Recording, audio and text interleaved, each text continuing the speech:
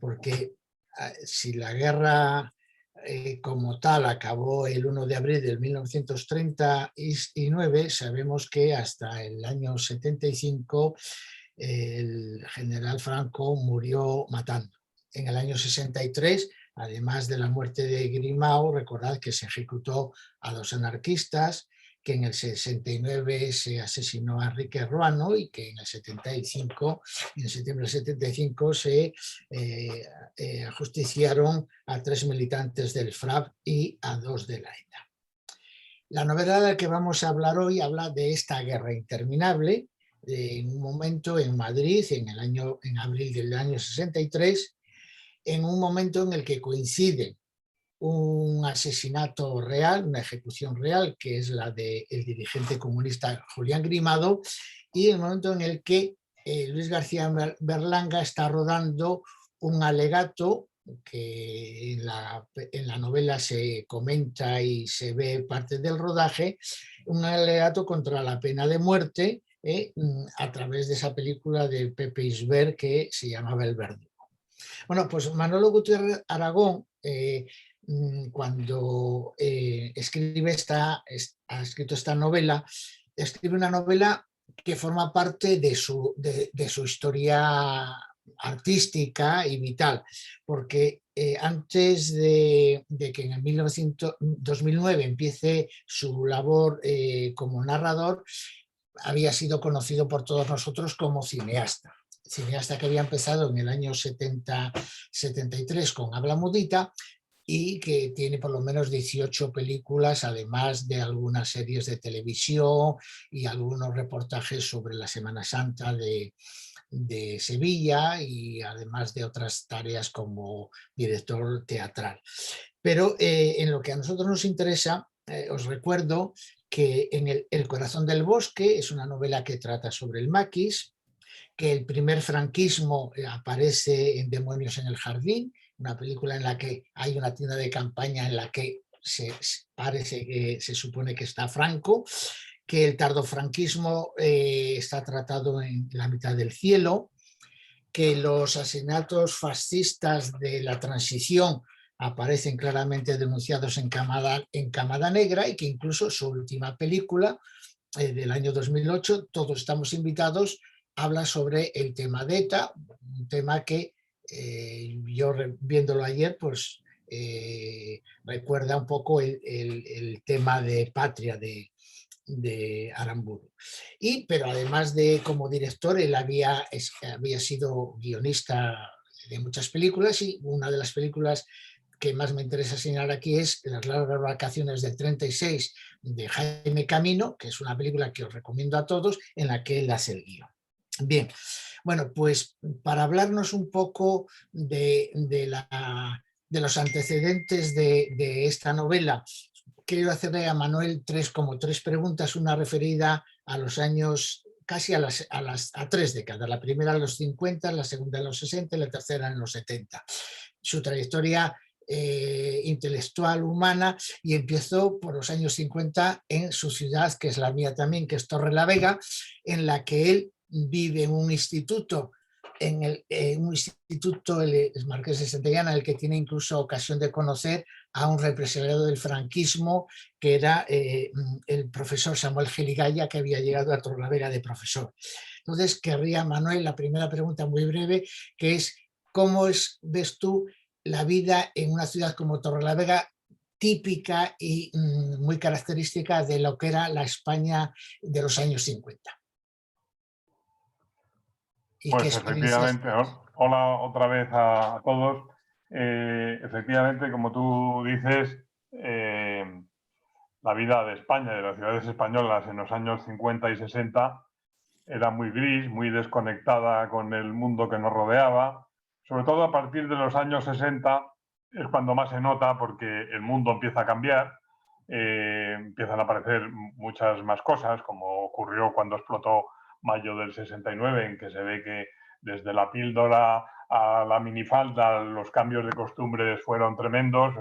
La gente, por otra parte, que hasta entonces había venerado el marxismo soviético, lo empezó a poner en cuestión. Bueno, pues de todo eso España estaba de esos cambios profundos, que fueron mucho más profundos que los años 80. Los años 60 fueron muy profundamente cambiantes, sobre todo en lo más importante, ¿no? Que es en el pensamiento y en las costumbres. Y España se quedó apartada de eso, cada vez más apartada, y hechos como la ejecución de Grimao, pues evidentemente hicieron que se apartaran de nosotros muchos países y que nosotros echáramos en falta cada vez más la democracia, incluso la democracia formal, ya aceptada por entonces por mi partido, que era el Partido Comunista. Ya no queríamos tanto reivindicar la guerra civil ni hacer una revolución inmediatamente, sino pasar por un periodo transitorio, se suponía, de democracia formal. Bueno, cambiaron muchísimas cosas en los años 60 y fuera, ¿no? Y realmente en las provincias y en que era toda España, lo que veíamos, los hechos nuevos, los veíamos sobre todo a través del cine. O sea, evidentemente el cambio de costumbre, el cambio profundo, ¿no?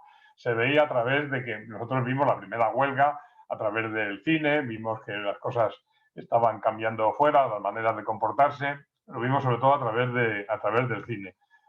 Yo estudié en un instituto que tuvo la suerte, entre comillas, de tener muchos profesores represaliados y gracias a que no podían estar donde se suponía que tenían que estar, fueron a parar a uno de los pueblos más feos de España, que era Torrelavega. Y que entonces ahí estaban allí. ¿Cómo sería de feo que lo llevaban allí castigados, ¿no? Porque entonces es curioso que se empleara esa fórmula, una fórmula como para niños, ¿no? Los profesores no estaban represaliados, como se dice ahora, estaban castigados. ¿Por qué está aquí don Samuel Giligaya? Porque está castigado. Entonces era como si nos castigaran a nosotros. Y gracias a eso tuvimos unos profesores estupendos, que no hubiéramos tenido de otra manera, y que, bueno, tuvimos una enseñanza de la que yo me he aprovechado hasta ahora mismo, ¿no? Hasta ahora mismo creo que un bachillerato bien hecho, como era el bachillerato que se impartía entonces, entre otras cosas, porque bueno, no había protestas ni huelgas, pues solo nos podíamos dedicar a estudiar. Y yo creo que tener buenos profesores, como tuve la suerte de tener, ha sido absolutamente decisivo en mi vida. Y tengo que recordar a Samuel Giligaya, que luego fue académico de la lengua cuando ya las cosas mejoraron, y que fue el primero que me inició en la escritura, porque yo se supone que iba a ser escritor. No sabíamos nadie que iba a ser director de cine. Vale. Y efectivamente a principios de los 60, cuando vienes a Madrid, querría que nos contaras, vienes a Madrid a estudiar filosofía y letras, a estudiar periodismo, acabas en la Escuela Oficial del Cine, que era un ídolo de Arrojos, como sabemos todos, y que para nosotros los de AMESD tiene dos nombres muy queridos. Uno, nuestra querida Amparo Climent, que fue alumna en la escuela, compañera tuya, y que trabajó. ¿Dónde está Amparo, que no la veo? Pues quizás no está aquí, que no está. pero es una de nuestros en fin, personas más queridas. Y después también Julio Diamante, que fue hasta su muerte pues continuo y constante colaborador de nosotros. ¿Nos podrías contar un poco cómo era esa escuela de cine? ¿Cómo era ese Madrid que ya no era el que habías dejado en Torrelavega? ¿Y cómo te influyó esa escuela de cine, los profesores? Era una ciudad, pues como cualquier otra ciudad española, todo era bastante gris, pero las noches no. Las noches, la gente noctámbula que salía procuraba por la noche, no sé, dar la vuelta a las cosas. Yo siempre digo que los días eran grises, pero las noches eran en tecnicolor. La escuela de cine era una cosa rara, como todas estas contradicciones que tuvo la España franquista, pues era unido de rojos, efectivamente. Allí todo el mundo era de izquierdas, casi todos, y además se practicaba, por qué no decirlo, un cierto sectarismo ideológico, porque las prácticas que hacíamos, las películas, los juzgábamos sobre todo desde el punto de vista ideológico, y allí mandábamos mucho, mandábamos la izquierda ortodoxa, por decirlo de alguna manera.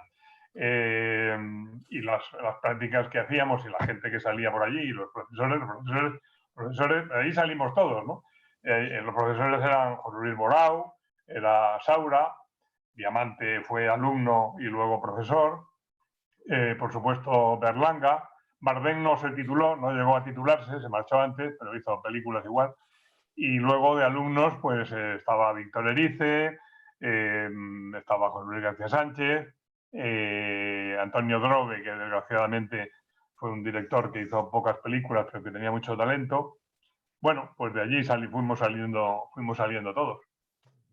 Muy bien. Sin Y embargo, llegó un momento que aquello explotó. sí. Cuando llegó Fraga, se cerró la escuela de cine porque ya estaban, supongo que ya estaban hartos de nosotros, ¿no? Y ya aquello no pudieron resistir más el que la escuela no solo era un nido rojo, sino que también cuando llegaron los años 70 y hubo tanta división ideológica y hubo incluso, yo qué sé, una visión más anárquica de la cultura y tal, aquello fue una implosión, ¿no? Y casi reventó desde dentro y cerraron la escuela de cine y ha estado cerrada hasta relativamente hace poco, aunque se ha abierto, pero en fin, fue una buena escuela donde aprendimos muchas cosas, porque tuvimos también buenos profesores como Borau, como Saura, como Berlanga, o sea que allí se cocía el cine español. Sí. Y tú llegaste un poco más como escritor, como guionista, que como director. Y de hecho, tú eres guionista de casi todas tus películas, de todas, o co-guionista, y además co-guionista con otros. La escritura y el cine, y después vuelves a la escritura. Sin embargo, desde el año 73 que Ruedas habla mudita hasta el 2008 que Ruedas Todos somos invitados, me parece que tienes 17 películas y películas que han sido, pues, han obtenido premios en festivales en Berlín, en San Sebastián, alguna ha sido nominada a los Oscars, etcétera. Tú fuiste un director reconocido, la Filmoteca te ha hecho homenajes, etcétera. ¿Por qué dejaste el cine? Y la pregunta esa, Sí. inevitable. Pues dejé el cine antes de que el cine me dejara a mí. O sea, que llegó un momento en que vi que las cosas habían cambiado mucho. Había cambiado el público también, la manera de ver el cine, la manera de producir, de los productores muy importantes que había entonces, como era Alfredo Matas, que producía a Berlanga, como era Querejeta, que producía a Saura o a Erice o a mí mismo, o a Fernando León de Aranoa, ¿no? Esos empezaron a desaparecer y la cosa pasó a televisión. Televisión tiene las televisiones, que son las que producen, pues tienen otra visión del cine. A mí siempre me decían mis colegas, pero ¿por qué dejas el cine, hombre? Si a ti te dejan hacer cosas interesantes, interesantes por lo menos para mí, y tú puedes seguir, tienes cierta libertad.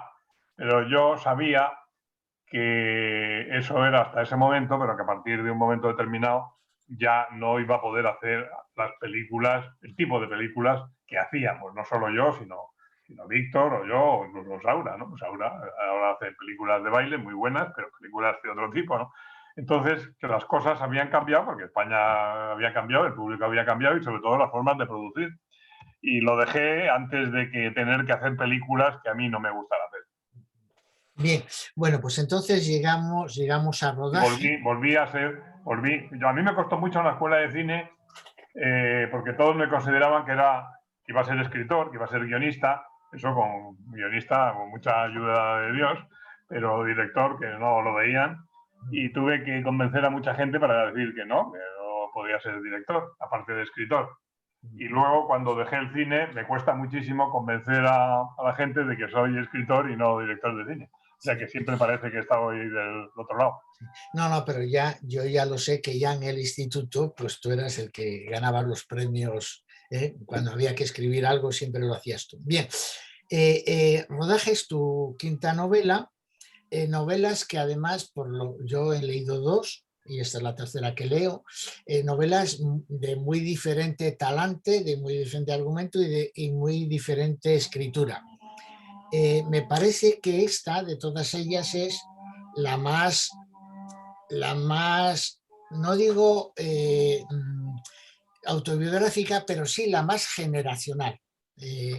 En un momento determinado yo creo que tú dices, porque se te ha dicho a veces, este eres tú te escudas diciendo, no, no, yo, esto es en el 63, yo no dirigí hasta el 73, pero estás hablando de gente cercana a ti, de gente de un mundo que era el que tú conocías, tanto en el mundo artístico como en el mundo político, y de una ciudad que parece que conocías y que describes con mucho cariño. Entonces, ¿por qué hacer esta novela? ¿Por qué hacer esta novela en el que hay tantas cosas personales, cercanas, aunque no quiera ser una autobiografía?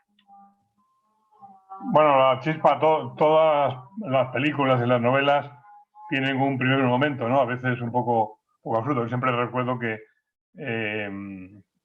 decían de Rossellini, cuando hizo Roma Città Aperta, que dijo, no, a mí la primera visión de la película fue una mujer caída, porque no sé qué había pasado, los alemanes la habían atropellado, algo así, una mujer caída a la que se la veían las ligas.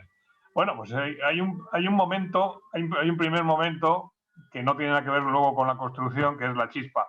Para mí la chispa de rodaje surgió, como ha señalado, cuando un buen día pues pensé que mientras que Berlanga rodaba el Verdugo, en esa misma semana, porque no era ese mismo año solo, esa misma semana o en esa misma semana se juzgó y se fusiló a Grimao. Y dije, bueno, en aquellos tiempos parece que la ficción y la realidad de pronto pues, se juntaron, ¿no? En un momento determinado. Y de ahí salió la novela que, como tú dices, no puede ser autobiográfica porque yo empecé en el cine 10 años más tarde, pero en fin, todas las cosas que se cuentan, como suele ocurrir ahora mucho con las novelas, ¿no? Que no es que me guste la palabra autoficción, que no me gusta nada, pero es verdad que las cosas que salen en rodaje, las escenas, no digo ya los bares y los cafés y el metro y todo eso, sino los personajes que salen, pues todos responden a alguien. Unos con su nombre y otros sin nombre, pero todos están extraídos de la realidad. Sí.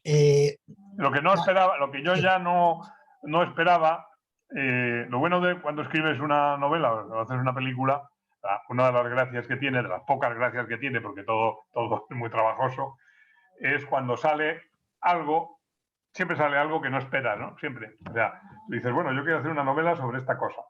Y luego sale otra cosa por un lado que no estaba en la mente del autor. Entonces, en el caso de rodaje, por supuesto, estaba en mi intención hacer una novela en que saliera el juicio de Grimao, que saliera hacer una película, los rodajes tal, pero lo que no estaba en mi intención era que saliera tanto Madrid, y lo que el lector siempre te descubre algo nuevo y dice, uy, si esta es una novela sobre Madrid. Bueno, pues eso para mí es una sorpresa, y siempre en las películas también pasa, ¿no? A veces con un actor, dices, bueno, es este actor que ha venido aquí por casualidad, y de pronto el actor se come toda la película, o la actriz. Me pasa mucho con las actrices, que la actriz se come la película. Y entonces, bueno, pues eso es una sorpresa, y es de los pocos momentos quizá, pues no sé, interesantes o agradables a veces, en que se lleva el autor, ¿no? Y es cuando sale algo que no esperabas. Sí. Bueno, ya que hablas de Madrid, efectivamente, la novela, como recordáis todos, se desarrolla en 3 días, entre la noche de un martes a un miércoles, en el que unos personajes que están en una pensión tienen miedo de que la policía les vaya a detener, y acaba el sábado de esa misma semana, y vemos el deambular sobre todo de un personaje de Pelayo Pelayo, los demás son secundarios a él es el que lleva, y va recorriendo distintos lugares de Madrid, y a mí me recordó muchísimo, y luego veremos incluso algunas parodias o citas al deambular de Max Estrella por el Madrid de Luces de Bohemia, que cada escena es un lugar. Me recuerda también no solo por el café comercial, sino también por ese deambular de Madrid de Martín. ¿Hay alguien que tiene un sonido por ahí? Lo he estado repasando y he visto que están todos los micrófonos cerrados, no sé. Vale. A ver, quizás sea una ventana que hay aquí. Vamos a ver. Sí.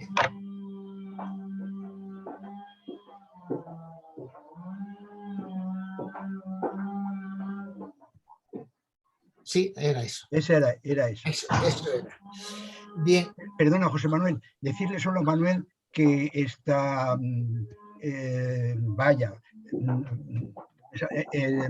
la que ha dicho él, la compañera suya, nuestra amiga, no me sale el nombre ahora, bueno, que está rodando, por eso no está. Amparo Climent. Amparo está rodando, no sé qué estaba haciendo por ahí rodando y por eso no está, o en Madrid no estaba, no sé dónde estará. Bueno, sigo. Entonces, recuerda también al Martín Marcos de Tiempo de Silencio, recuerda también al médico Pedro de Tiempo de Silencio, de Martín Santos, y hasta cierto punto es así como Cela, Martín Santos y Valle Inclán nos cuentan el Madrid de los 50, 40 y años 20, esta novela es también un poco la radiografía del Madrid intelectual, cultural, artístico de los años 60. ¿No es así, Manuel? Sí, es así. Bueno, a mí no me gusta casi siempre acudir a referencias o precedentes literarios o cinematográficos, porque eso me parece que ahora las películas sobre todo beben mucho de otras películas. A mí me gusta acudir a las fuentes, pero en el caso de rodaje debo confesar que yo tuve en mente Luces de Bohemia, sobre todo, claro que lo tuve en mente, ¿no? Las otras son novelas que he leído, pero no tanto, sobre todo porque ya os digo que tampoco mi intención era hacer una novela sobre Madrid, sino otra cosa. Pero vamos, la Luces de Bohemia sí me acudió a la mente, sobre todo por eso que has dicho, porque Luces de Bohemia ocurre en una noche y esto ocurre en una semana escasa. Y en eso, pues, y además son las noches, los días y las noches, todo seguido, ¿no? Sin que haya un paréntesis entre un salto temporal, sino todo en continuidad. Y eso sí que tuve en mente de Luces de Bohemia. De hecho, el Madrid de los años 60 tenía algo todavía de Madrid bohemio, aunque ya se apuntaba el desarrollismo, ¿no? Que vino después, con nuevos barrios, como podía ser Moratalaz, que se estaba haciendo, como podía la llegada de los americanos, las películas americanas, que trajeron, pues no sé, otra cosa nueva y distinta. O sea que es un Madrid en transición que pasa de la bohemia al desarrollismo. Fijaos, en la página 101, por ejemplo, hay una frase que es una acotación de aquellas fantásticas acotaciones de Luces de Bohemia. Dice: grupos de estudiantes hacían el viacrucis de vino y cervezas por los bares de neones de azul vacilante. Valle Inclán le hubiera encantado haber podido hacer eso. O por ejemplo, en la página 26, lo que policías, transeúntes, automóviles y el ciego de los cupones adquirían en ellos un aspecto dorado y lejano, como si pertenecieran a un mundo paralelo. Es decir, porque además la novela, si recordáis, tiene muchas referencias literarias, es decir, desde la página 202, cuando nuestro Pelayo está desesperado, pues saluda a Hola France, la cucaracha, de cuando dice cerdo Pelayo, pero soy un cerdo enamorado de polvo seré, más polvo enamorado. Por supuesto, el tema de Dafne Laura, Apolo Pelayo, cerdo Pelayo. Yo no me tuve que buscarlo. Cuando vemos la habitación de Pelayo, vemos que tiene varios libros, uno de ellos que tiene mucha importancia en el capítulo final, que es Hijos de la ira de Luces de Dámaso Alonso, pero también está la novela de Thomas Wolfe, El ángel que nos mira, que es una novela también muy cercana al mundo de Pelayo. Es decir, que la novela está empapada de literatura. Bueno, y yo tengo por lo menos tomadas como 15 o 16 referencias literarias metidas como por aquí o por allá. Cuando tú has hecho hay muchas citas literarias, hay algunas de Cernuda que no se cita que sea de Cernuda, pero de Cernuda, y hay por aquí y por allá hay bastantes. Sí, sí. Y eso es un poco fruto de tu cariño, es también un homenaje que tú quieres hacer a la buena literatura, o es que te sale porque lo tienes y... Bueno, tampoco puede uno revolver mucho en su mente a la hora de crear. Es mejor que lo que sale y lo pones. Entonces Vale. no todo viene de un plan premeditado, sino que las cosas surgen, ¿no? Es lo bueno que tiene la literatura frente al cine, en que puedes improvisar. La novela es, por un lado, política, por otro lado es una novela sentimental, por otro lado es una novela de amor al cine. Y precisamente, y tú lo has dicho antes, nosotros, casi la mayoría de los que estamos aquí escuchándote, casi lo aprendimos todo en el cine. En el cine aprendimos de política y aprendimos de amor o de sentimientos o de desamores. Y la película, aparte de que se llame rodaje, la película está impregnada de amor al cine. Recordad, Laura y Pelayo se conocen a la salida del cine. Pelayo y su compañero, el gran Manitú, hablan de cine constantemente. ¿Para qué sirve el cine? Están ahí, hay dos reuniones de cineastas, una en la casa de Bardem, otra en los estudios. Están discutiendo para qué sirve el cine, si el cine puede transformar o no la realidad o no.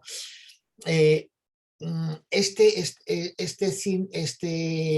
amor al cine, de alguna manera, culmina en la secuencia final. La secuencia final, si recordáis, es la única que tiene título. Todo el libro está solo con números. Y al final, cuando ya ha acabado la novela, cuando ya de alguna manera la novela ha terminado con esa frase, parafraseando en la página 209, parafraseándose al poema de Dámaso Alonso: allá arriba una gran vaca amarilla camina con lentitud, mientras de su cálida ubre fluye un largo reguero de leche. Aquí ha acabado ya una novela. Y después está el rodaje, que es como tú dices en la página, en la frase final, que de alguna manera es la gran demostración de amor al cine. El cine y el cineasta es como Dios, es el creador, ¿no? Pelayo, nuestro Pelayo, aquí ya eres la primera vez que entras tú, nuestro, padece el vértigo de mirar y de asomarse al abismo. Sabe que el arte siempre quiere ser algo más que arte. Siente el ansia de vivir y ser vivido. El deseo de crear como Dios Padre, cuando en un momento de buen humor decidió hacer unas criaturas a su imagen y semejanza. Háblanos un poco de eso, del cine, la pasión del cine, el cineasta como Dios y cómo todo eso impregna la novela. ¿Nos dices alguna cosa al respecto? Bueno, ya casi lo has dicho tú todo. Pero bueno, como has citado el final, la frase final, que hay una palabra que es ansia, debo decir, nunca lo he dicho, pero en fin, os lo digo a vosotros, es que la novela se iba a titular, se tituló, de hecho, Ansia, o El Ansia. Así se titulaba antes de la pandemia, porque estaba terminada antes del encierro, pero luego yo pensé que si el título de Ansia parecía que hacía referencia a lo que nos estaba pasando, que no era mi intención, y entonces le quité el título de Ansia y le puse Rodaje. El capítulo que tú has señalado, que es el del final, es que realmente, como tú también has señalado, da gusto hablar siempre con buenos lectores, como tú has señalado, la novela termina en el capítulo anterior, termina con la cita de Damas Alonso, porque se termina de hablar de los amores de Pelayo Pelayo, se termina contando la muerte de Grimau, y ahí termina la novela. Y hay una especie de añadido, de epílogo, que se llama Rodaje, porque se sale de esa historia que ya ha terminado. Pero evidentemente, pues para el personaje es el culmen de su actividad, porque es cuando ya empieza a hacer de verdad aquella película de la que he hablado durante toda la novela. Y sí, para un escritor como era yo, antes de hacer películas y ahora otra vez, pues una de las cosas más llamativas del cine era esa cosa un poco creadora, ¿no? Pero creadora en el sentido del génesis, o sea, de pronto de la nada y sobre todo del caos del que se habla mucho en la novela, ordenar el caos y hacer una cosa distinta que se llama fabricar el plano, luego la secuencia y la película. Por eso ese largo párrafo que tú has leído, en que se habla sobre todo del sentimiento que tiene el director de cine de ser un creador total que maneja los cuerpos como Dios cuando creó a Adán y Eva. Eso no lo tiene el escritor.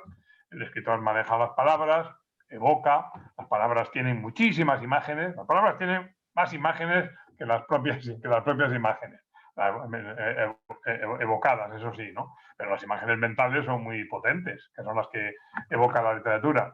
El cine tiene las imágenes mucho más reducidas, paradójicamente, porque es esta imagen, pero no las imágenes.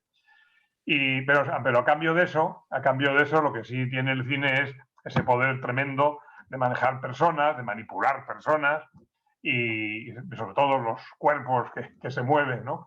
Y que son tan inquietantes. Y eso para mí fue el descubrimiento del cine, ordenar el caos y manejar los cuerpos como supongo que Dios cuando creó a Adán y Eva. No sé, habría que preguntárselo a Adán y Eva qué sentían, pero no está a la mano.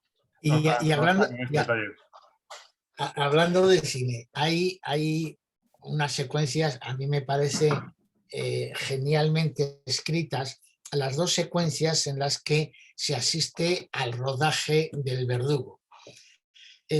Si recordáis, hay un momento en que los personajes que están preparándose para intervenir o la descripción de los decorados, en un momento dado uno no sabe si está asistiendo al propio rodaje de la película o a la preparación. Es decir, que tú mezclas, y a mí me ha encantado, hay un momento dado cuando Pepe Isbert está hablando o cuando están el verdugo que no quiere y parece que están como hablando y de repente están actuando a la manera que aquella película tan bonita de Louis Malle, del teatro, cuando hace Chekhov en Nueva York, en que los personajes se les va viendo cómo van llegando y luego en un momento dado ellos están hablando y ya están haciendo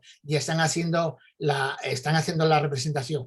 Yo creo que esas dos secuencias literariamente son extraordinarias por la manera en la que tú has jugado con lo que él está viendo, Pelayo, del rodaje y el propio rodaje. Hay un momento dado en que las dos cosas se mezclan de una manera muy, muy acertada.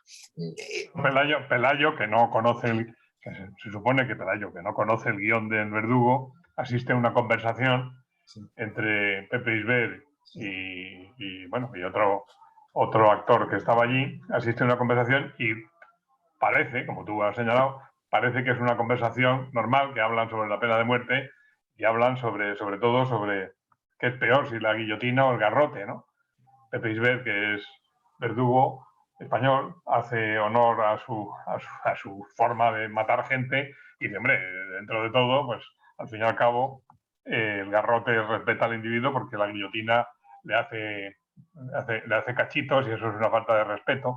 Bueno, y de pronto Pelayo lo que descubre es que eso no es exactamente una conversación particular, sino que es que están repasando el guión, que es lo que hacen mucho los actores entre sí, ¿no? Mientras esperan. Si estuviera aquí Amparo Climent, lo diría, pues cuando están ya maquillados, pero están esperando y memorizan, y entonces repiten en alta voz, generalmente con el otro, con su oponente, repiten las palabras, y si lo hacen bien y tú estás por allí, parece una conversación normal, que es lo que escucha Pelayo. Una conversación normal entre dos personas, y no, están hablando no dos personas, sino dos personajes. Por un lado, hay mucho amor al cine, pero no deja de haber... Bueno, no tanto. Sí. El amor al cine, aunque tú no lo quieras, quiero decir que aunque tú no te des cuenta, te sale.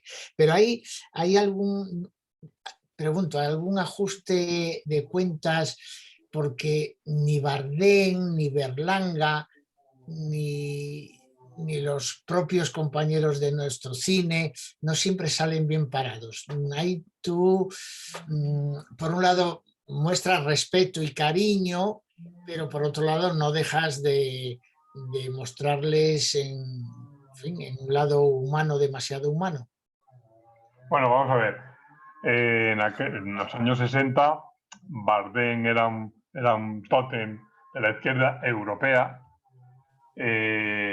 y es verdad que él ponía en riesgo su libertad y su carrera también, tomando partido, y claramente, porque además era un hombre del que se sabía que era militante, y bueno, la policía no lo detenía porque hasta no tener pruebas de haber hecho un hecho delictivo, pero era sobradamente conocido su pertenencia a un partido político prohibido, ¿no? Berlanga, en cambio, pues no tenía ese feeling, y lo que hemos visto justamente a partir de Plácido y el Verdugo es una cosa terrible. A mí sí me pareció terrible, ¿no? Y que además yo no pretendo contar mucho. En la novela tú lo has adivinado y se puede sacar, pero en fin, no seré yo quien lo diga públicamente en una entrevista, en un periódico o esas cosas, pues no, porque son cosas que son personajes que me merecen respeto, pero en fin, aquí sí se puede hablar de ello, ¿no? Lo terrible fue que cuando vino la democracia, pues el cine de Bardem fue muchísimo menos apreciado, que era el que de alguna manera había hecho o intentado hacer el cine testimonial, un cine crítico de la realidad, un cine a veces incluso, si no militante, porque hacer cine militante es hacer otra cosa, pero en fin, un cine sí muy responsable. Y Berlanga, que era considerado un autor de comedias, autor fallero, sin embargo, fue mucho más apreciado por el público como retratista de la realidad española que Bardem. Porque es verdad, una cosa que sí que he dicho varias veces, y es que cuando llegó la democracia y pudimos hacer, ya no había censura, por lo menos la censura política, y pudimos hacer las películas que queríamos, pues el público lo que tenía ganas no era de ver películas testimoniales, políticas y militantes, ¿no? Sino que tenía ganas de ver, bueno, eso es el éxito de Berlanga y de Almodóvar, por ejemplo, pues que la gente tenía ganas de quitarse el luto. Quería ver cosas más, o sea, ya que habíamos estado tanto tiempo sin poder disfrutar de la vida, pues ¿por qué no disfrutar? Y entonces vino la tremenda paradoja de que el cine de Berlanga, que era un cine que se consideraba, entre comillas, pues menos comprometido, pues se convirtió en el testimonial, ¿no? Bueno, pues estas son cosas, son paradojas que pasan en la historia de España y que están ahí y que hay que contar, hay que decir, ¿no? Alguna vez. Entonces, en la novela no se cuenta eso porque no es el tiempo, pero sí que es verdad que el verdugo se convirtió en un alegato sobre la pena de muerte, cosa que no estaba en la mente casi ni siquiera de los autores, porque la censura sobre todo pensaba que era, bueno, que de Berlanga venían comedias negras, entonces estaba muy de moda lo que se llama humor negro, término que ya no se emplea, el humor negro de la Codorniz, que era una revista más bien fascista, y el humor negro se consideraba, pues bueno, pues una crítica, digamos, menos comprometida que una película directamente comprometida, como podría ser Calle Mayor o Cómicos, o cosas, lo que hacía Bardem, ¿no? Pero fue el tiempo y las circunstancias lo que hicieron del Verdugo cuando se estrenó. Yo quiero recordaros que fue una película que no se puso en la Gran Vía, que era donde había que estrenar, sino que se puso en cines que no eran del centro. Se puso en el Cine Rosales, que estaba cerca de Rosales, pero no en la Gran Vía.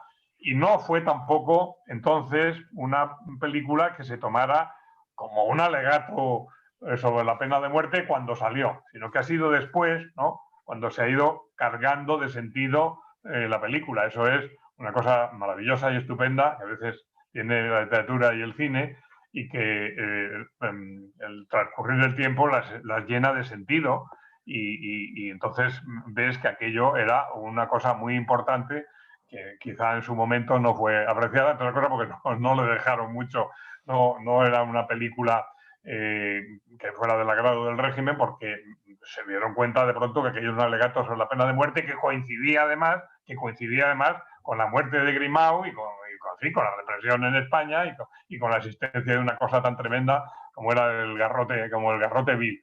Y eso estalló. Cuando una película está bien hecha, pues mira, estalla más allá de la voluntad de los creadores. Bueno, luego dejamos del cine para los demás. La novela, igual que ocurre en Luces de Bohemia, hay en Luces de Bohemia más Estrella y Latino de Hispalis van recorriendo distintos lugares que son un poco pues, representativos de la realidad española. En la novela cuyo eje es que Pelayo tiene unos folletos y que se tiene que deshacer de esos folletos porque la policía está pues sobre aviso temiendo que el Partido Comunista organice un gran follón social con motivo de la muerte de Grimau, y entonces en esa especie de paseo de 3 años de 3 días ocultando esos panfletos, él se va encontrando en una serie de situaciones, unas cómicas, otras dramáticas, unas más largas, otras más cortas, a mi juicio, de distinto o de diferente interés literario y humano. A mí, de todas ellas, me han interesado especialmente 3. La mañana en la que Pelayo se levanta y va al metro Legazpi para tirar los panfletos. Y lo que él está pensando, viviendo, porque en toda la novela nos estamos metiendo, el narrador nos mete en la conciencia de Pelayo. Continúa enseguida y muy brevemente con la detención del camarada también del partido en el Brillante, en la calle Atocha. Hay una secuencia preciosa cuando vuelve la normalidad y las cucharillas a sonar después de la detención. Esas dos me parecen muy, muy significativas. Luego me parece extraordinaria, toda, larga, la del cine Carretas, que esa da para una novela sola, una novela corta sola y para una discusión sola. Igualmente el tema del club, del Nike, sin querer también, como siempre, pues también Martín Marco, cuando se tiene que refugiar, pues se refugia en el prostíbulo y en la película bueno, que también tiene la regla y no puede actuar, y entonces allí está Martín Marco y Pelayo en esta. Y la escena de la comisaría. Son, por así decirlo, una serie de secuencias que tienen entidad propia, porque si el resto, casi el centro de los otros son los cafés, o el Teide comercial, o la terraza de Bellas Artes, o el Teide, etcétera, etcétera. Pero esas secuencias a mí me parecieron muy significativas. Y no sé, me gustaría que me hablaras sobre todo de las que tú quieras, pero la del cine Carretas, ¿cómo se te ocurrió esa novela? Dentro de la novela hay una frase del acomodador, que son acomodadores filósofos, que cuando dice, no, aquí cada uno no viene a ver una película, cada uno viene a ver sus propias fantasías. ¿Nos cuentas algo de esa secuencia? Bueno, ese capítulo está un poco bajo la advocación del infierno de Dante. El acomodador no se llama Virgilio, pero se llama Virginio, ¿no? Y además, al principio, el cine Carretas no era así. El cine Carretas no tenía esos frescos en el techo y nada de eso, pero el autor ahí lo ha puesto un poco como si fuera la bajada a los infiernos. En vez de decir quien aquí entre deje toda esperanza, lo que hay es un letrero que dice aquí que dejen ustedes los paraguas. Pero vamos, en este caso, en vez de ser la esperanza, es el paraguas. Pero es como la frase de Dante. Y luego todo tiene ese carácter infernal, ¿no? Hay una parte abajo, otra parte arriba en el paraíso, como en la obra de Dante. Y bueno, hay una referencia muy literaria, que es la de Dante, y luego está la descripción de ese mundo sórdido, evidentemente sórdido, de los cines de sesión continua, donde pasaba de todo. Los de Madrid eran tremendos, ¿no? Allí pasaba de todo. Bueno, como se describe un poco en ese capítulo, desde drogas, el contrabando de drogas, prostitución, por supuesto prostitución, y era un mundo sórdido donde además, es verdad, a mí me consta que muchas veces perseguidos, no solo perseguidos políticos, sino perseguidos en general, pues como no se podía uno refugiar en muchos sitios, pues entonces, teniendo en cuenta que abrían a las 10 de la mañana y cerraban a las 12 de la noche o más tarde, pues entonces allí se podía uno ocultar, ¿no? Y casi llevar una vida clandestina metidos en el cine. Bueno, pues entonces viene un poco de eso, ¿no? De ese mundo sórdido de los cines de sesión continua, con esa terrible maldición un poco infernal que debe ser estar 10 horas viendo la misma película una y otra vez, que supongo que es una maldición infernal. Bueno, de ahí nació un poco de esa atmósfera, ¿no? De esa atmósfera agobiante, de prostitución, también digamos, de encierro y de clandestinidad, ¿por qué no decirlo? Porque eran actividades clandestinas que se hacían en los cines de barrio. Entonces, eso sí que es mucho de esa época, ¿no? De los años 40, 50, 60. Hay que tener en cuenta que iba mucha gente al cine para no pasar frío en su casa. O sea, que cuando no había calefacción, y entonces se iban al cine allí, en muchos cines tampoco había calefacción, pero en fin, y donde se comía mucho porque había mucha hambre y se comían pipas. Entonces, bueno, pues era una vida paralela ahí en la penumbra, la oscuridad y la miseria.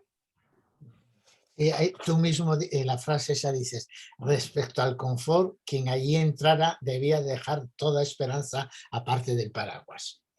Bueno, No me acordaba de la cita, sí. porque yo procuro olvidarme enseguida de las películas y a veces parece que es que lo hago a propósito, pero es que sí que he procurado borrar de mi memoria nombres y lugares, ¿no? Luego tengo que hacer un esfuerzo cuando hablo de ello. Sí, bueno, dejamos las otras secuencias para que luego en el diálogo. Quería hablar ahora del partido. En el partido, Pelayo es miembro del Partido Comunista, todos sus amigos y sus conocidos se mueven en ese ámbito, comparte piso con un abogado que es del partido y constantemente son constantes las referencias y tanto a la vida del partido entonces como a las ideas, como al el ambiente en el que se movían. Recordar, por ejemplo, cuando en el principio el cine no va a cambiar la gente, el cine no es la revolución, las fuerzas del trabajo y de la cultura juntos. Se hace un cine subjetivista, pero la vida del partido está vista como una vida de militancia, pero en algunos casos, sobre todo muchos de los personajes que se les ve son un poco heterodosos del partido. Hay un momento dado en el que en una discusión Pelayo dice, todos somos camaradas, pero algunos además somos pecadores. Como en el partido se juntaba un cierto puritanismo con otras conductas más como las de Pelayo. Hay un problema, hay una vez en una de las reuniones, cuando están discutiendo, alguien dice, bueno, pero el partido se encargará de decir la verdad. Y Pelayo dice, bueno, por una vez. Y todos le miran. ¿Podrías hablar un poco de cómo ves tú, por qué transmites esa idea de la gente del partido hoy, que casi todos estamos, muchos de nosotros estuvimos por ahí cerca y hoy pues, quizás bastantes no estamos tan cerca? ¿Cómo ves tú eso hoy con 50 años casi o 40 años de diferencia? Bueno, primero, como muchas veces he dicho, cosa que no le gusta nada escuchar a algunos, el único partido que había militante y antifascista era el Partido Comunista de España. Ahí no había más tutía. O sea que los socialistas en la facultad por lo menos no existían en el exilio, ¿por qué no? Pero en fin, allí el que funcionaba era el PCE. Eso es lo primero. Segundo, contra todo lo que se dice ahora del navajeo, de las cosas y de tal, era gente muy generosa, lo daba todo, no había oro de Moscú por ninguna parte, y se empleaban muchas horas del día en la lucha clandestina, en la solidaridad con los presos y en ayudar y en, no sé, en las cuestiones laborales. Y yo creo que el distintivo más claro era ese, la generosidad que había de esas personas que lo daban todo por la causa. Pero en fin, era una causa antifascista y al mismo tiempo solidaria desde el punto de vista de los trabajadores. Eso es así. Eso está por una parte. Por otra parte, pues hombre, éramos ideológicamente más bien sectarios, ¿no? O sea que no se admitían muchas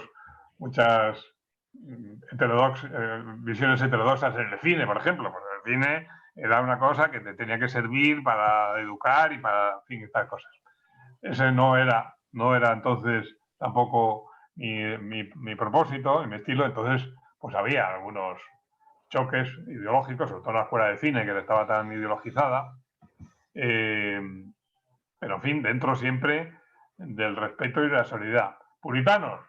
Pues el partido entonces era muy puritano. Luego hubo un cambio, pero quiero decir que yo recuerdo, porque un camarada encendió un canuto, y no ni siquiera en una reunión de células, sino encendió un canuto en una reunión, y aquello se vio fatal, porque un militante no fumaba marihuana, o sea, que es que no se podía. Había un gran respeto, por ejemplo, no ligar con las mujeres que tuvieran un compañero en la cárcel, ¿no? Eso no se podía hacer. Y había otros que bueno, que eran más partidarios de la libertad sexual y pues, pensaban que no, pero es verdad que el partido era muy puritano. No admitía homosexuales, así declarados. Entre otras cosas, pero yo decía, ¿por qué? Pues, no, porque en un determinado momento pueden ser sometidos a una presión. Una cosa que estaba muy perseguida la homosexualidad, una presión, y entonces misma. O sea que sí, era muy, muy puritano y muy solidario. Son cosas que pertenecen a la historia. Luego, evidentemente, todo ha cambiado y parece que ya lo de la droga se convirtió, si no en una prohibición, casi en una especie no sé, de apogeo libertario. Pero, en fin, no era eso el partido de los años 60. Pero a partir del 69 las cosas empezaron a cambiar, ¿no? Y hubo muchas escisiones dentro del Partido Comunista, surgieron los prochinos, pero eso ya pertenece a otra historia, no sé si a otra novela, porque viene más tarde que aquellos años. Lo que sí estaba claro es que ya se empezaba a alejar la gente militante de la ortodoxia soviética, eso sí es verdad. Bien, sigo enlazando. Y bueno, todos estos personajes aparecen porque justamente en esos días se está produciendo en Madrid un suceso que curiosamente, y ahí tú haces referencia, da la impresión de que no interesó apenas nada en el país, excepto a los militantes. Yo todavía ayer hablaba con alguien y estábamos recordando, yo estaba en la facultad, casi todos, bueno, la gente de nuestra generación, yo que no militaba entonces en Oviedo, yo supe de la muerte de Grimao por los periódicos y sí, bueno, pues era un crimen más de los franquistas, pero la sociedad española, fijaos que en eso yo no lo sabía, pero tú lo dices en la novela, llega Giscard d'Estaing a España y no se le ocurre decir yo aplazo la visita por este asesinato. Sí que es cierto que hubo mucha repercusión internacional porque ahí el partido movió todas sus redes y efectivamente desde el Papa Juan XXIII hasta Khrushchev, me parece, pues se levantaron esas voces, ¿no? La historia de Grimao está contada, o sea, la detención, el juicio y el ajusticiamiento está contada a intervalos a través de conversaciones que tienen los abogados, la periodista, incluso en el capítulo anterior al rodaje, es la periodista Miriam la que le está contando a Pelayo cómo han sido las últimas horas de la muerte de Grimao, porque recordad, Grimao lo matan a las 5 de la mañana de la noche del viernes al sábado y a las 5 de la mañana de esa misma noche está Pelayo saliendo de la comisaría. Pero en ningún momento dado tú haces referencia a las disensiones que hubo en el partido, a veces acusaciones que se ha hecho a algunos dirigentes, si hicieron bien, si hicieron mal, etc. Simplemente tú cuentas eso con una frase muy, muy interesante de un periodista que a una respuesta de Fraga dice no, está pagando los crímenes de la guerra, y entonces el periodista le dice, quiere decir que entonces la guerra no ha terminado. ¿Nos hablas un poco de cómo has querido hacer tú transversal esa historia de los últimos días de Grimao, incluso con la lectura de la carta de su mujer, etcétera? Pues sí, como has dicho, la muerte la ejecución de Grimao tuvo una gran repercusión internacional, grande, muy grande, en Estados Unidos incluido, que no era un país especialmente dado a escuchar las cosas que pasaban en Europa y en España. Pero en España, pues no, entre otras cosas porque la prensa estaba amordazada y sobre todo el juicio de Grimao fue muy rápido, muy rápido. Ahí el régimen estuvo muy astuto, lo hizo muy rápido. El juicio y condena y muerte todo junto, con lo cual no dio mucho para hacer agitación, pero sobre todo la prensa pues no podía contar las cosas. Pero en fin, a mí en la universidad sí me extrañó, ¿no? En la universidad no hubo ningún movimiento. Seguramente porque a Grimao el régimen acertó a conectarlo como ser una consecuencia de la guerra civil y la gente en general lo que quería era olvidar la guerra civil. También el partido siempre había contribuido a que se olvidara. Vamos, a que se olvidara, a que no pesara en las decisiones políticas del futuro. Y la verdad es que no tuvo gran repercusión en España porque no dio tiempo ni hubo ocasión ni había los medios, ¿no? Porque fíjate, la radio o los periódicos no podían decir nada. La muerte de Grimao fue un suelto pequeñito en los periódicos, se ejecutó la sentencia. Pero en fin, en la universidad, que era donde yo me movía, sí que podía haber habido más. Lo hubo después. Tito Sánchez Ferlosio en una canción, íbamos cantándola por las facultades, pero eso fue después. O sea que no tuvo una repercusión interior como evidentemente una cosa tan grande como es la ejecución de alguien al cabo de tantos años por consecuencia de hechos no probados, por otra parte, de la guerra civil, pues es una monstruosidad, pero las monstruosidades a veces consisten no solo en la monstruosidad en sí misma, sino que esa monstruosidad no aflora ni tiene repercusión entre la gente porque no hubo ocasión. Sí, la frase esta que decíamos, dice, el camarada dijo que esa mañana empezaba el consejo de guerra contra Grimao y que había que mantener la presión. La tarde anterior, el ministro Fraga se había entrevistado con corresponsales extranjeros para intentar convencerle de que las acciones de Grimao constituían un delito de rebelión militar continuada. Uno de ellos le preguntó que si eso significaba que la guerra civil no había terminado aún. Fraga se enfadó y respondió dando voces. Bueno, exactamente, esa es la frase. Bien. Sí tuvo repercusión, al final tuvo repercusión. Voy a poner solo un detalle, pero que revela hasta qué punto, no quiero decirlo de manera rimbombante, ¿no? La sangre de los mártires fructifica. En el caso de ¿cómo se llama? De Nicolás Sartorius. Nicolás Sartorius estaba en Carabanchel entonces. Él era del Felipe, el Frente de Liberación Popular. Vivió la saca y muerte de Grimao, dejó el Felipe y se inscribió en el partido, ¿no? Un poco como solidaridad con el hecho. Bueno, pues ahí tenéis un ejemplo de cosas que pasan, pero pasan después, claro, durante, pues no. Bien, Manuel, antes de pasar a los demás que quieran hacer una pregunta, ¿querrías hacer alguna reflexión sobre la novela de algo que querrías decir y que aquí todavía no hemos dicho? Antes de que pasáramos a ello, si hay algo que a ti te interesó o te parece... No, hay una cosa de la novela que estoy comprobando, según hablo con lectores, y que me satisface mucho y por eso quiero ponerlo de manifiesto.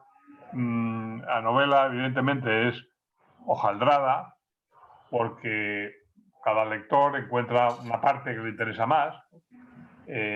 Por supuesto, se habla literariamente del capítulo del cine Carretas, pero otros, quizá los mayores, hablan del caso Grimao. Los más cinéfilos me vienen a recordar las cosas del cine y algunos, porque hay algunos capítulos que me han resultado más curiosos a la hora de escribirlos y de crearlos y de inventarlos. Entonces hay algunos que dicen, pues, ¿qué pasa esto de que toreaban un enano? Es que entonces se toreaban los enanos. Pues sí. Bueno, o sea que yo pienso que una novela y una película, cuando tiene muchas capas, pues cada uno puede encontrar un poco el sentido, un sentido en una de las partes, ¿no? Y eso me satisface encontrarla en los lectores. Bien, Pepe, yo no sé si tú has recorrido los chats, si hay alguien que ha querido decir No, algo. ¿Ya? voy a ver, hay 2 chats, 2 preguntas. Uno de Alberto que dice también la página 191, define el ansia. Define el ansia. Es la segunda, lo que veo, en los 2 únicos chats que hay, no hay más que eso. Bueno, pues entonces llevamos ya una hora larga, tenemos a lo mejor un cuarto de hora para hacer algunas preguntas.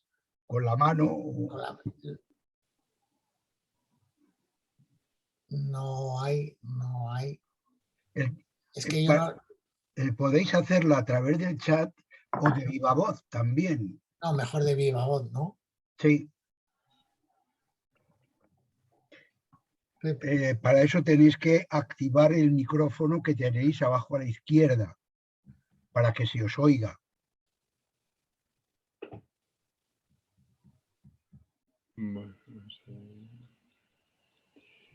Hay 2 frases. Sí. Hay 2 frases que me han, bueno, el libro se lee muy bien, es de una lectura muy rápida y muy ágil. Y yo creo que hay un componente también bastante de humor en determinadas localizaciones. Por ejemplo, a mí me ha chocado mucho, digamos, todas las referencias que se hacen al café comercial. Y es muy buena la visión de la puerta circular del café comercial, que cuando se dice en el libro, de que cuando yo empiezo a abrir y cuando veo a alguien que no me interesa, sigo dando vueltas y voy de dentro a fuera y de fuera adentro, ¿no? Es una frase que me hace mucha gracia. Pero hay otra expresión que no logro saber a qué se refiere, y es concretamente en la página 73, que se dice: un olor recorre Europa, es el olor de la berza.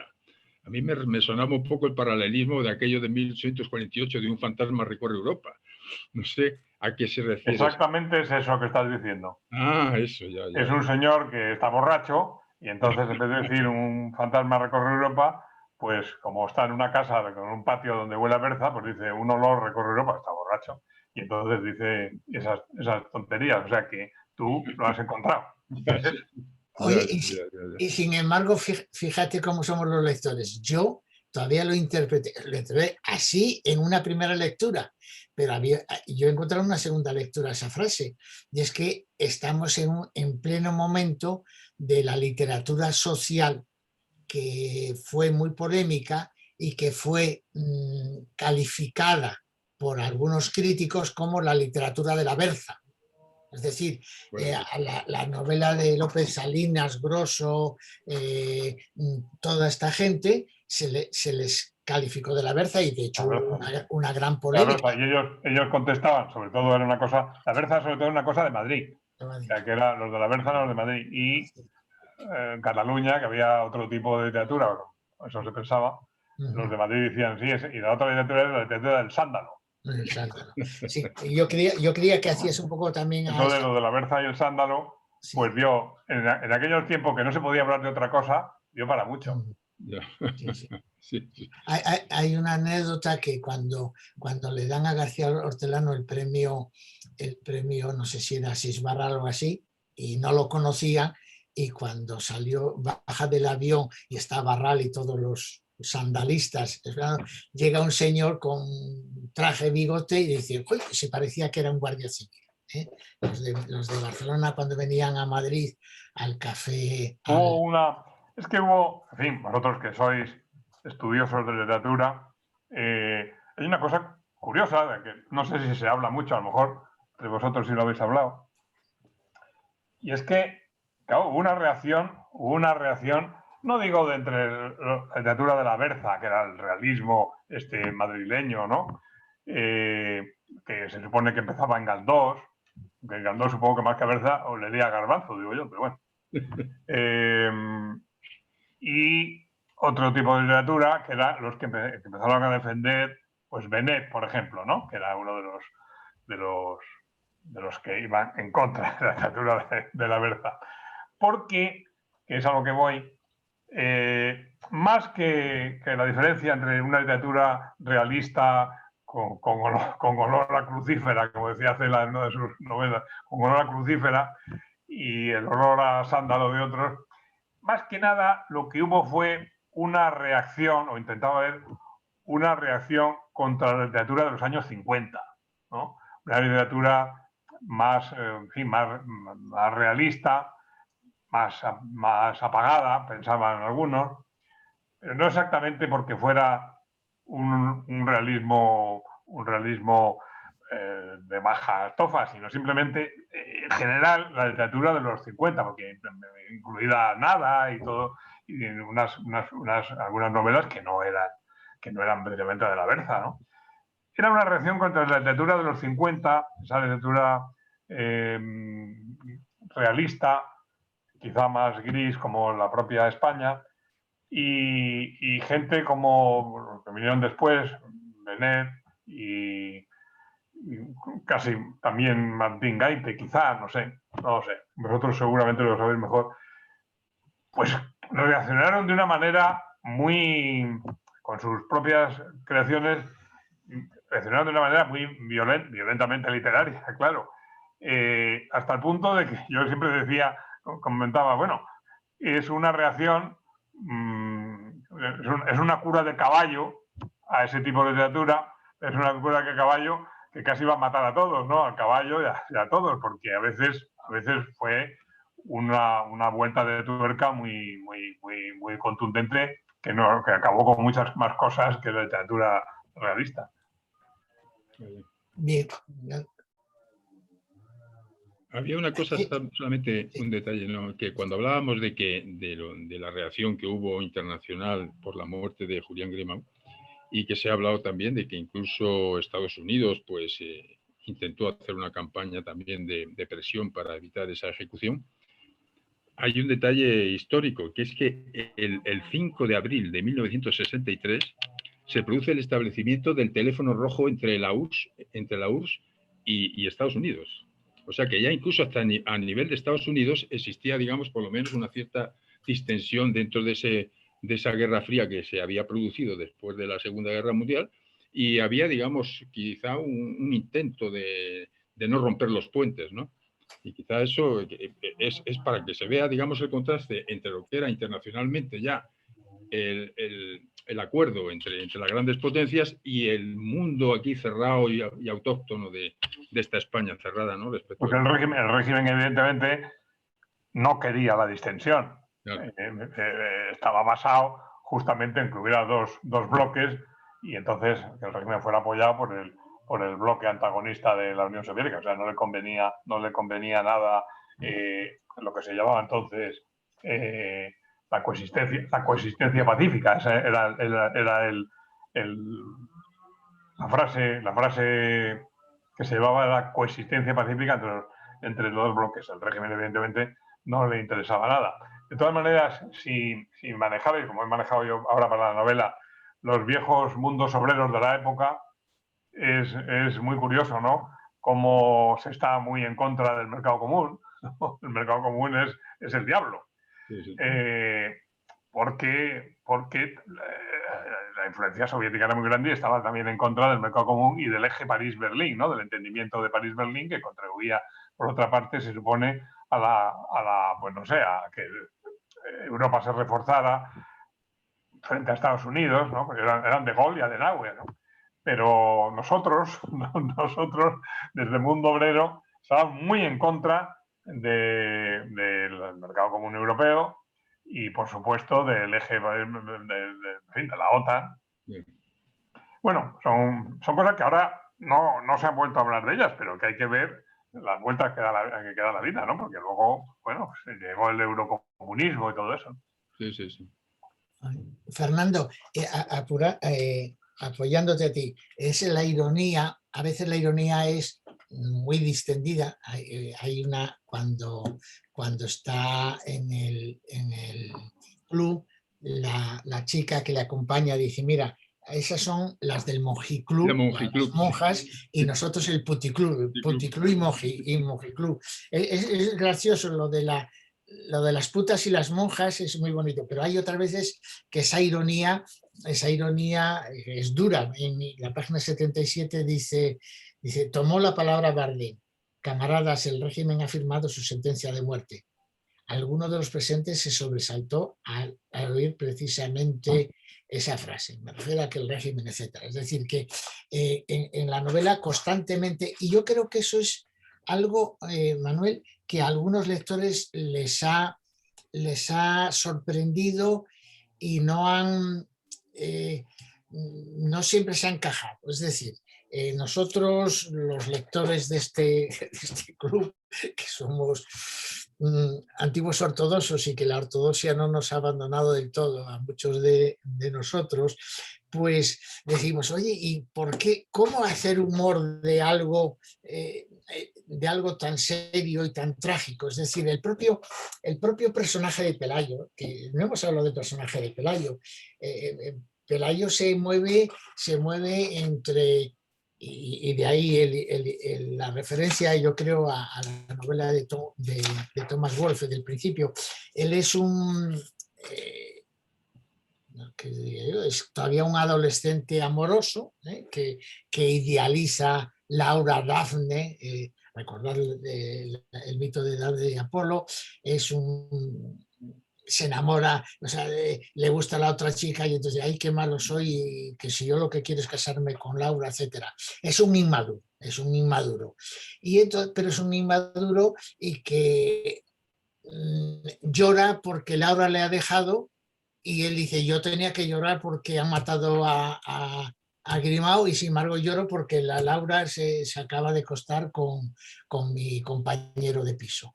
Entonces, bueno, no sé si tú eras consciente de cómo en un asunto trágico como es la muerte de Grimao, este tono que Fernando ha señalado de a veces de ironía, de burla, de humor, si encaja siempre bien o no encaja. ¿Podrías decir algo? Bueno, ya se sabe que no se puede hacer chistes sobre judíos porque en general resultan antisemitas, excepto si es judío. Cuando eres, o sea, el caso de Woody Allen, ¿no? Que sí hace muchos chistes a veces tremendos sobre las familias judías, pero como no es judío, pues se le permite. Bueno, pues yo en este asunto de Grimau y la clandestinidad soy el judío. Yo quería hablar de lo mismo. ¿Puedo hablar? Sí, sí. Vale. A mí es que una de las cosas que me ha interesado es la descripción de Madrid, ese Madrid gris que dices, que lo entiendo perfectamente, aunque quizá yo soy unos poquitos años después, pero es así, era un aburrimiento de ciudad, sobre todo para los que desgraciadamente nunca hemos sido noctámbulos, entonces no teníamos esa contrapartida que tú dices. Pero es el Madrid gris y aburrido, pero también, y para mí está muy claro en la novela, es el Madrid del miedo. Si no del miedo, por lo menos de la necesidad de vigilancia constante.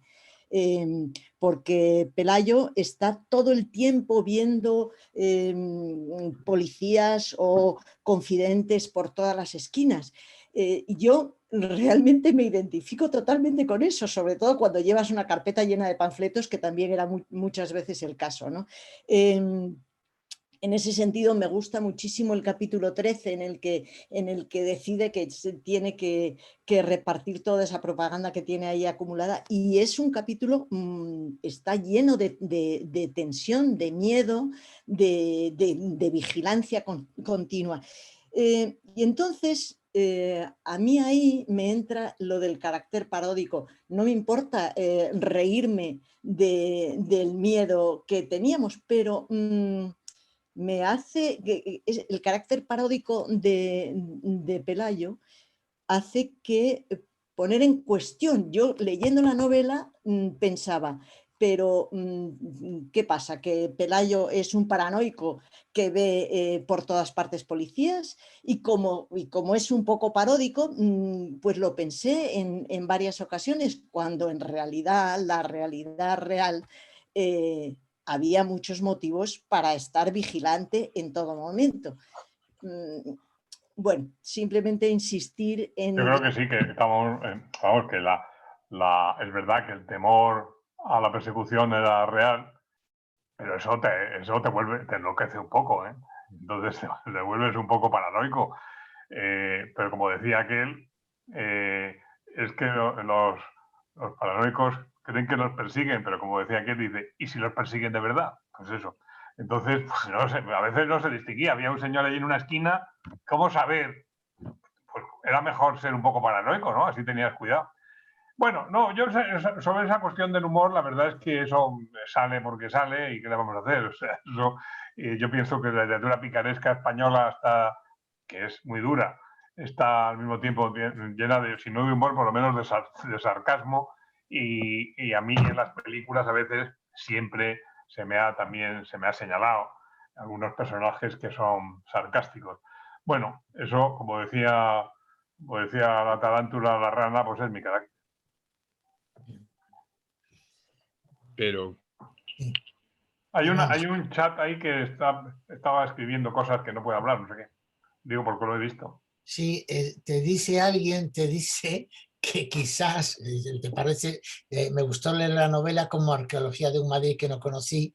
El mío empieza en el 76, coincide una relación con Lorca. Oh, perdona, ¿puedes repetir? Dice, pero esa arqueología minuciosa, en esa arqueología minuciosa de Madrid, minuciosa, sí. que le gusta, dice, hay dos cosas que le rechinaron.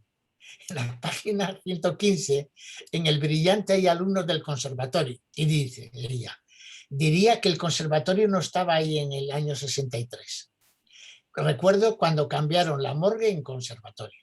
Y en otro momento, dice la persona, una de las chicas dice que come zanahoria y brócoli. Y me parece, dice ella, que el brócoli entró posteriormente en nuestras dietas. Son detalles muy ínfimos, pero me saltaron a los... Seguramente tiene toda la razón en ambas cosas, porque el brócoli yo creo que vino mucho más tarde. No recordaba yo que hubiera puesto, pero en futuras ediciones quitaremos el brócoli. Lo del conservatorio, no sé, yo, vamos, el Conservatorio de Madrid siempre hubo un conservatorio, aunque no estuviera... Es verdad que allí estaba la morgue, sí, pero yo no sé, porque yo creo que la morgue debía estar en una parte de San Carlos y del antiguo Hospital San Carlos. Bueno, pongamos que había unos del conservatorio, aunque no fueran de ese conservatorio que ahora está al lado del Brillante, que por cierto, el Brillante sí que existía entonces y sigue existiendo ahora, de las pocas cosas como el comercial. Porque yo eso sí tuve cuidado, pero mira, lo del brócoli se me escapó. Y es verdad que entonces brócoli existiría, pero no creo que comiéramos brócoli. Ahora tampoco comemos brócoli, pero... Sí. Bien, llevamos hora y media, no sé si alguien más quiere... Pero yo he abierto el pero no sé si lo ha visto Pepe. Sí. José Luis, sí, muy bien. Bueno, a mí me ha gustado mucho lo de que es una especie de novela hojaldrada. Uno se fija en unas cosas, otras en otras, etc. En realidad me ha gustado la novela. Y bueno, ya todas las preguntas que ha hecho José Manuel, prácticamente estoy de acuerdo sobre el argumento, el tiempo, el espacio, estoy de acuerdo. Pero ha habido un momento en que te ha parecido a ti que no era una novela sobre cultura cinematográfica, que has dicho que no tanto, que has dicho. Y a mí es que me parece que hay muchísima cultura cinematográfica dentro de la misma. Yo que soy un poco neófito en esto, me ha llamado la atención muchísimas cosas. En casi todos los capítulos dices algo de ellas, sobre la cultura cinematográfica, pero algunas es que son muy buenas y además argumentadas. Por ejemplo, entre el capítulo 2 y el 3, que prácticamente la cultura se mezcla ahí. Hay un momento en que dices que es muy difícil filmar los silencios. Eso. Y realmente uno se pone a pensarlo y es verdad que tiene que ser muy embarazoso filmar un silencio. Y mencionas que vas a hacerlo o que se debe hacer entre planos y contraplanos. Y después ya vienes con toda la literatura costumbrista o el cine costumbrista ahí. Y en el 3 hablas del primer plano y un plano mantenido. Y explicas además el plano mantenido, porque dices, y leo textualmente, para el cambio de expresión corporal según el momento afectivo. Me parece, vamos, de un nivel, para los que no entendemos mucho, me parece impresionante, muy bueno realmente. Y ya por el capítulo 14, que esta debe ser del cine Carretas.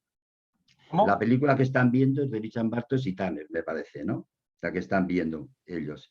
Y dice que la cámara está muy pegada a los personajes, con lo cual parece que nos están mirando.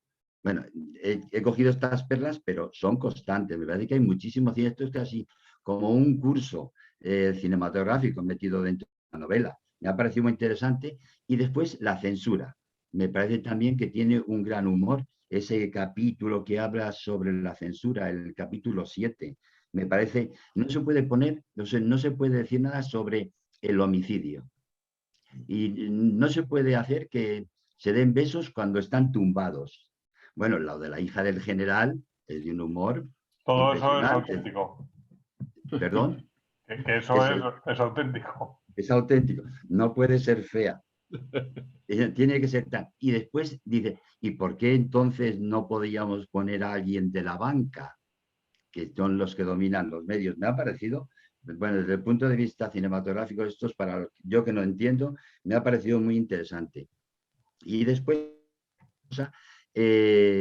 sobre Grimau, aparecen 2 veces como una especie de autocrítica.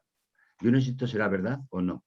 Una con Federico Sánchez, en que dice que no se le ha hecho caso en la venida de Grimau a España. Se supone que viene a reformar, etcétera, ¿no? Y después hace una segunda aparición también de esta idea con Bardem, cuando dice que no debía de haber venido a España por las referencias históricas que había tenido anteriormente. Esto no sé si será verdad o no, esta idea de autocrítica que aquí aparece en el este. Y otra cosa, cuando hablas de que la gente del Partido Comunista muy generosa y tal, y yo creo que sí que es verdad, pero en el caso de Grimau, creo que le viene incluso de familia en el este. Ya no me refiero a su padre, porque su padre prácticamente no hay en el casa, pero sí que a través de una revista que había por ahí, aparecía el abuelo de Grimau. Debía de ser un médico que se fue a un pueblo de Castilla en un contrato de 2 años, tal, y después del contrato de 2 años, pues salió otro pliego y ese ayuntamiento se lo dio a otro médico. Para el cabo de 4 días se marchó porque había discrepancias con el pueblo, etcétera, y volvió el abuelo de Grimau otra vez. Bueno, este abuelo de Grimau, que esto debió de ser, me parece que tomar la nota por aquí, en el año 83, 1883, y estuvo hasta el 85. Se fue, pero volvió a los 2 meses o a los pocos días. Esto otra vez es en el año 1885. Se quedó en el pueblo. Es decir, la trayectoria de esto que estamos diciendo de que es generoso. Se quedó en el pueblo como médico. Se preocupó por toda la medicina rural, incluso escribió artículos de medicina rural. Debió ser muy interesante esto.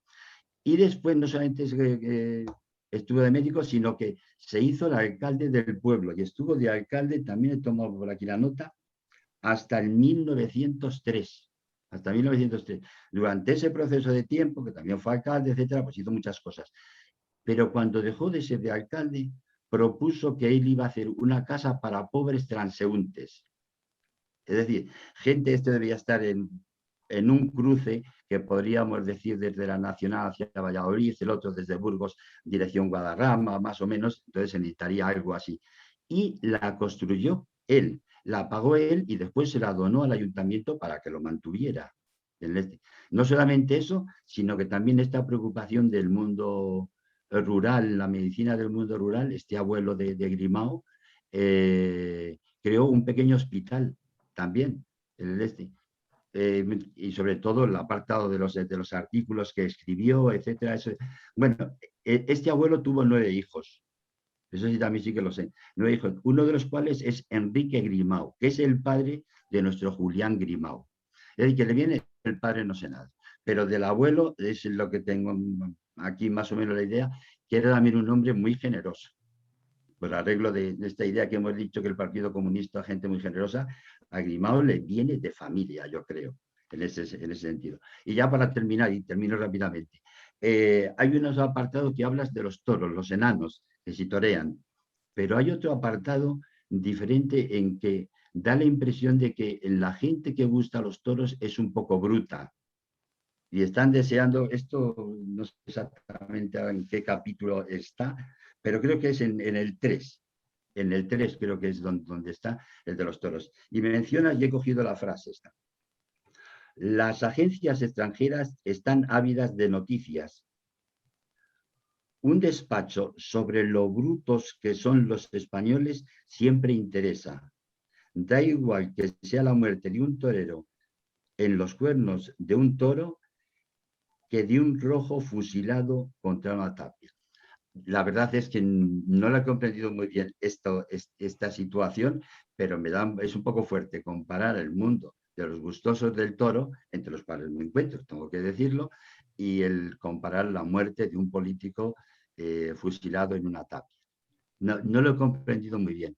De todas formas, luego después vuelves a hablar de los toros y aparece cuando sale del metro, hay una propaganda en que dicen que hay una corrida de beneficencia. Por tanto, no serán tan brutos, ya que se preocupan de otras cosas. No sé, esto no lo he comprendido muy bien.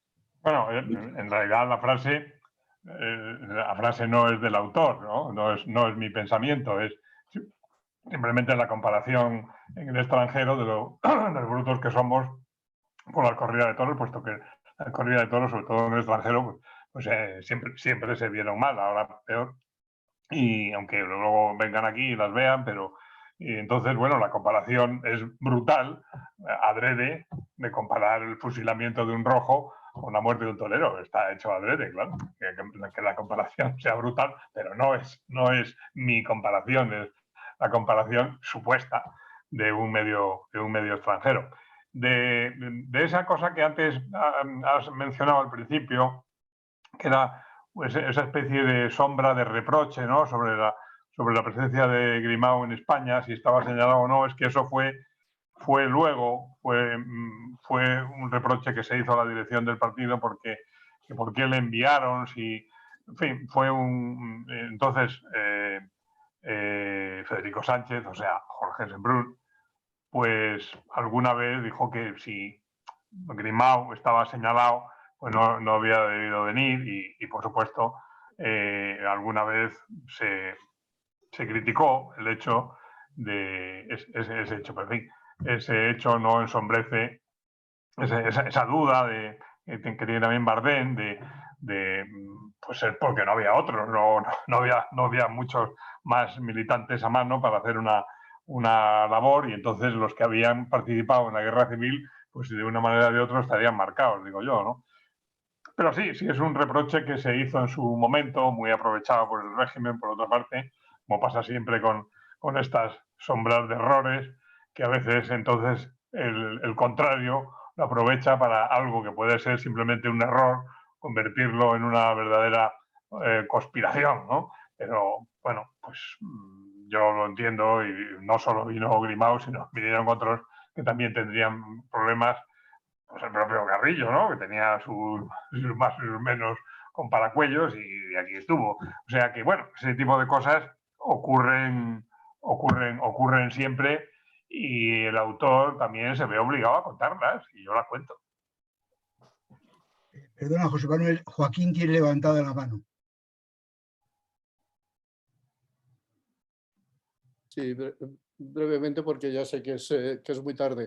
Bueno, a mí la novela me ha gustado mucho y me ha resultado curioso. Yo he estado leyendo estos días o releyendo una novela de Unamuno que es Niebla. Y en Niebla he encontrado ciertas similitudes o ciertas características que me han parecido parecidas a las de rodaje. El tema de los diálogos, o sea, Unamuno dice que en Niebla que a los lectores les gusta pues es una lectura ágil, una lectura no ligera, pero sí ágil, que no sean grandes discursos y tal, sino que los discursos vayan incorporados, los mensajes vayan incorporados en los diálogos. Y bueno, me ha parecido que algo de eso hay también en esta novela. Además, en la novela de Niebla hay el lío que tiene el protagonista Augusto con dos mujeres muy distintas, pues se parece también algo a las Miriam y Laura de esta novela.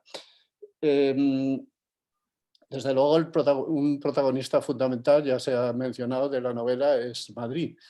Y me ha parecido curioso que en las críticas que nos ha mandado José Manuel, solo he encontrado en una de ellas que se resalte este tema de Madrid como protagonista, no simplemente como escenario de la acción, sino como protagonista. Que bueno, pues que yo creo que enlaza con eso ya se ha mencionado, con Galdós y con otros, ¿no? Después me ha resultado interesante pues este proceso de un guionista que pasa a ser director, ¿no? Siempre me ha intrigado, no conozco los intríngulis del cine, pero siempre me ha resultado curioso o intrigante el saber cómo juega la relación guionista-director en una película.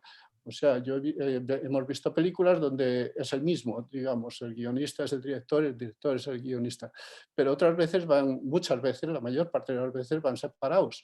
Entonces, ¿cómo juega un poco el tema del guionista-director en el cine? Que en esta novela creo que también es un tema, es un guionista que termina siendo director. Y en la línea esa, en la línea del guionista director, pues hay una frase, una frase, sí, en la penúltima página, página 217, dice, pero la verdad es que está preocupado y se refiere a Pelayo, y vuelve a sentir que la película se está haciendo por sí misma sin contar del todo con él. Esto, por cierto, es otra idea también de Unamuno, en Niebla, donde digamos que Unamuno dice que la vida se va haciendo a sí misma, ¿no? En este caso no es la vida, es la película, pero se va haciendo a sí misma y se aleja un poco del guión o del patrón que estaba señalado previamente. Bueno, pues esto es básicamente lo que quería decir, ¿no? Bueno, y hay una frasecita de 3 palabras en la página 80, donde, bueno, hay un diálogo ahí entre gente distinta gente, por eso no sé exactamente quién dice la frase, porque hay un jefe de redacción de nuestro cine, hay un joven diplomado, hay una montadora, en fin, hay distintos tipos ahí. Y al final dice, en la página 80, hablando del negro ese que quieren hacer, el pantallazo en negro que quieren hacer en televisión, y dice uno, pero el partido se encargará de decir la verdad, porque el régimen se supone que va a decir que ha habido un problema técnico. Y alguien dice, por una vez. Ese por una vez, no sé si me ha parecido, si es un mensaje subliminal o es un mensaje más duro. Gracias. Perdón, Joaquín, por favor, baja la mano. La manita, bájala, si puedes. Gracias.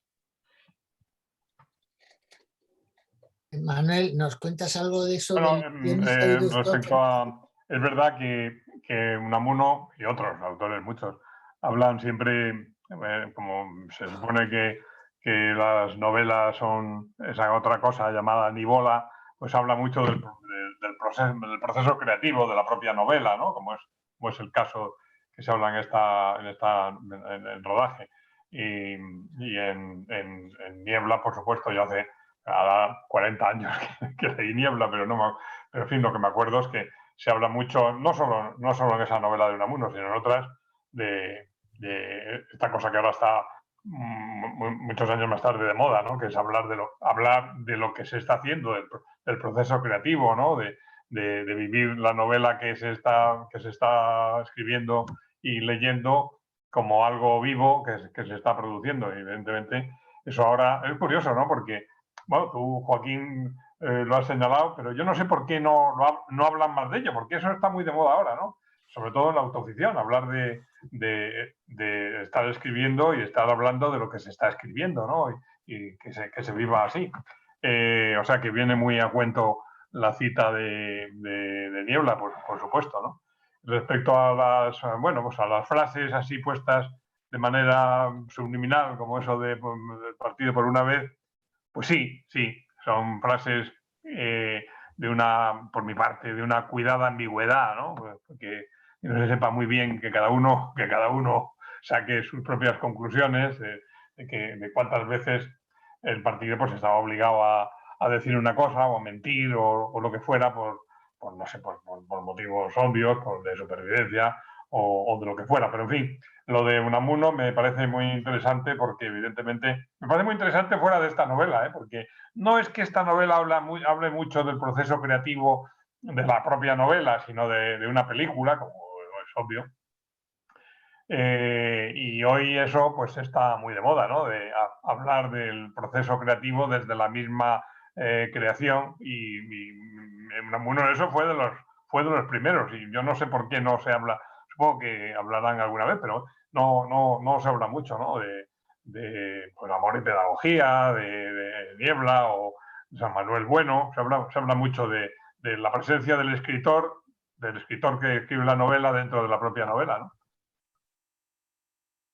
Bueno, yo no sé si alguien más quiere intervenir. Ya llevamos casi 2 horas. Pepe Cañeque. Yo quería cerrar. Cuando acabes es para decir una cosa. Vale.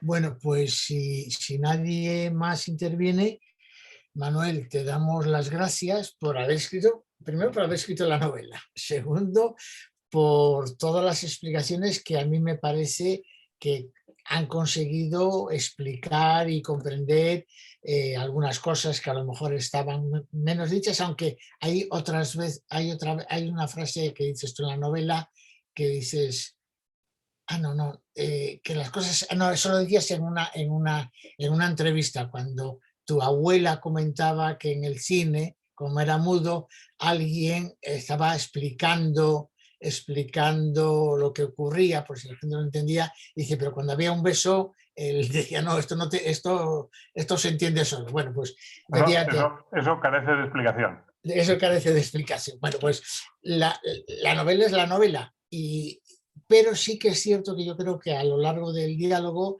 algunas cosas pues han quedado más claras, algunas cosas yo mismo hablando contigo el otro día, algunas cosas vas descubriendo y en definitiva pues creo que hemos conseguido lo que pretendíamos, entender, gustar mejor una novela y así que Manuel, muchas gracias y esperamos alguna vez seguir teniéndote con nosotros, no lo sé, pero si no en este caso, en cualquier otra situación. Pepe, tú cierras. Sí, decir a todos que esto está grabándose, que son casi 2 horas de grabación, sigue grabándose todavía, voy a cortar ahora,